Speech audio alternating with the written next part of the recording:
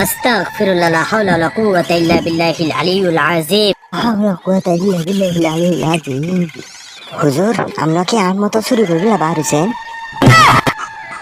আস্তাগফিরুল্লাহ লা হাওলা ওয়ালা কুওয়াতা ইল্লা বিল্লাহিল আলিয়্যিল আযীম।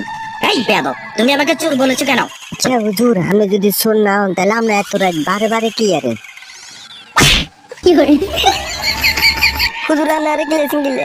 আমি ঘরে তাহাজ্জুদের নামাজটা আদায় করেছি ইনশাআল্লাহ। আর এখন আমি মসজিদের দিকে যাইতেছি ফজরের নামাজটা আদায় করার জন্য। আর যাওয়ার সময় দেখি তুমি এখানে দাঁড়িয়ে চুরি করতেছো। আচ্ছা হুজুর, আপনি আল্লাহ আল্লাহ করে নামাজের ট্রেন চলে যান, মসজিদের দিকে চলে যান। তো আয় সুগারি লইছি, তো আয় যাই হুজুর কেন? এই বাবা, এদিকে আসো। আবার কি হুজুর? এই যে বাবা, তুমি আমার সুপারিগুলো আজকে নিয়ে যাইতেছো, নিয়ে যাও, তাতে আমার কোনো আফসোস নাই। কিন্তু এই সুপারিগুলো নিয়ে আজকে তুমি কয় টাকা বিক্রি করবে? 50 টাকা, নয়তো কিংবা 100 টাকা। কিন্তু এটা দিয়ে তোমার সারা জীবন যাবে না। তুমি আজকে একটা জিনিস চিন্তা করো, আজকে যদি তুমি হালাল পথে ইনকাম করলে আমার আল্লাহ পাক তোমাকে রিজিক বাড়িয়ে দেবে। 5 ওয়াক্ত নামাজ পড়ো বাবা, হালাল পথে আয় রোজগার করো, আল্লাহ পাক রব্বুল আলামিন তোমাকে রিজিকের ফয়সালা করে দেবে। যাও, তুমি আমার সুপারিগুলো যেহেতু আজকে নিয়ে যাইতেছো, আজকে নিয়ে যাও।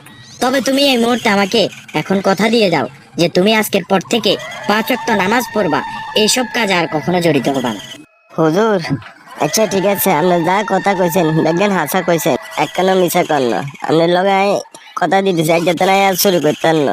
আর 5 ওয়াক্ত নামাজ হমু, 5 ওয়াক্ত নামাজে আপনার দোয়া করুম, আপনি যেন আল্লাহর রাস্তায় বেশি খাইতেন হারেন হুজুর।